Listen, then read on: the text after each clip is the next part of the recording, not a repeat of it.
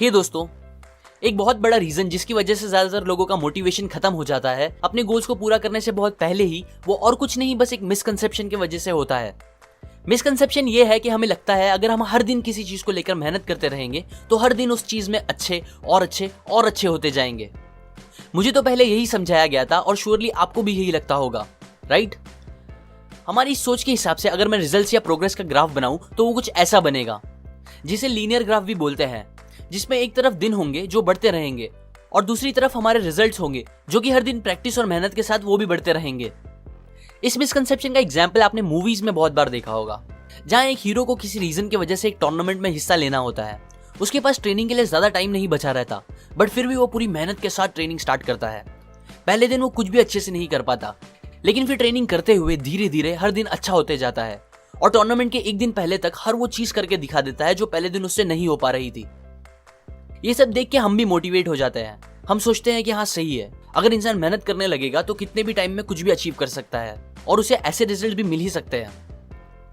अब ये बात सच है कि हम मेहनत करके चीजें अचीव कर सकते हैं और रिजल्ट्स भी मिलेंगे ही, बट रियलिटी में हमें रिजल्ट्स इस तरीके से कभी नहीं मिलते।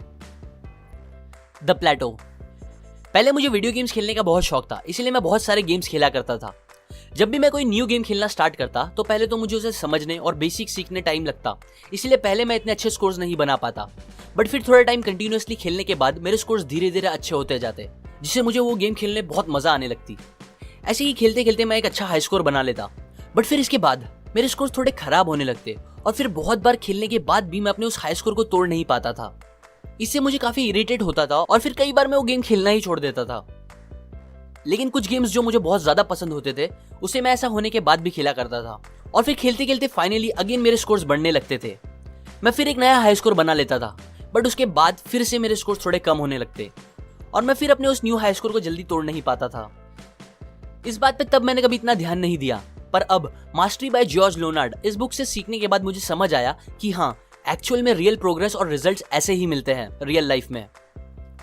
जब आप अपने गोल्स को पूरा करने के लिए कोई न्यू चीज करना स्टार्ट करते हो, फिर चाहे वो कुछ भी हो, जैसे फाइनेंशियल सक्सेस के लिए बिजनेस करना, जिम करके बॉडी बिल्ड करना या वेट लूज करना, गिटार सीखना या कोई स्पोर्ट्स सीखना एक्सेट्रा, तब आपकी जो प्रोग्रेस या रिजल्ट का ग्राफ होगा वो लीनियर नहीं होगा, बल्कि वो मेरे उन गेम्स के हाई स्कोर के ग्राफ जैसा होगा, जहां स्टार्ट में आपको रिजल्ट दिखने थोड़ा टाइम लगेगा, क्योंकि तब आपका माइंड और आपकी बॉडी बेसिक सीख रही और समझ रही होगी। पर जब आप डटे रहोगे और कंसिस्टेंसी दिखाओगे तो कुछ ही टाइम बाद आपको बर्स्ट ऑफ प्रोग्रेस भी दिखना स्टार्ट हो जाएगा। अब स्टार्ट में लोगों को इस बात से प्रॉब्लम नहीं होती, क्योंकि उन्हें पहले से इतना पता होता है दैट स्टार्ट में रिजल्ट्स मिलने टाइम लगता है। लेकिन जब उनके रिजल्ट्स अच्छे होने के बाद थोड़े खराब होने लगते हैं, तब लोगों को डाउट होना स्टार्ट होता है। उनका मोटिवेशन कम होने लगता है, क्योंकि उनके दिमाग में तो प्रोग्रेस का एक लीनियर ग्राफ बना हुआ है जो सीधा सीधा रेगुलरली बढ़ते जाना चाहिए। लेकिन यहाँ तो उनके रिजल्ट्स और अच्छे होने के बजाय थोड़े कम हो रहे हैं, जो कि उनके हिसाब से ठीक नहीं होता। इसके बाद कुछ टाइम तक खूब मेहनत करने के बाद भी जब उनको और अच्छे रिजल्ट्स या प्रोग्रेस नहीं दिखता, तब ऑलमोस्ट सबकी हिम्मत और मोटिवेशन खत्म हो जाती है और इसी प्लेटो तक पहुंचने के बाद ज्यादातर लोग डिमोटिवेट होकर हार मान जाते हैं, क्योंकि तब उन्हें लगने लगता है कि शायद वो कुछ गलत कर रहे हैं या ये चीज उनके लिए है ही नहीं। पर सच तो ये है कि ऐसा होना एकदम नॉर्मल है। जब आप अपने गोल्स को पूरा करने या मास्टरी अचीव करने के लिए प्रैक्टिस और हार्डवर्क करोगे तो आपका मैक्सिमम टाइम इस प्लेटो पे ही जाएगा, जहां आपको रिजल्ट्स नहीं दिखेंगे। पर इससे आपको डिस्करेज या डिमोटिवेट नहीं होना चाहिए, क्योंकि जब आप डटे रहोगे और कंसिस्टेंसी दिखाओगे तो आपको एक और सडन ग्रोथ मिलने लगेगा, जो आपको एक न्यू लेवल पे लेके जाएगा। और फिर इसी तरह हर बार आप एक प्लेटो से होके ऊपर आते ही रहोगे। इसीलिए प्रोग्रेस मिलने के बाद इस बात से फिक्र मत करो कि आज आप कल से या एक हफ्ते पहले से कम अच्छा परफॉर्म कर रहे हो, बल्कि ये देखो कि कैसे आपने जहां से स्टार्ट किया था वहां से ऊपर उठ के आप एक न्यू लेवल पे आ गए हो और आगे भी और ऊपर जाते ही रहोगे, बस जब तक आप हार नहीं मानते और उस प्लेटो पर रिजल्ट्स ना मिलने के बाद भी प्रैक्टिस या काम करने को एंजॉय करना बंद नहीं कर देते। ये प्रोग्रेस मूवीज की तरह लीनियर नहीं होगा और इसमें आपको फॉर श्योर ज्यादा टाइम भी लगेगा, पर रियल लाइफ में इसी तरीके से आप अपने गोल्स तक पहुंच के उसे पूरा कर पाओगे। ये प्रिंसिपल्स मैंने आपको एक बहुत ही अच्छी बुक मास्टरी बाय जॉर्ज लोनार्ड से बताई है, जो कि गोल्स और मास्टरी अचीव करने के लिए है।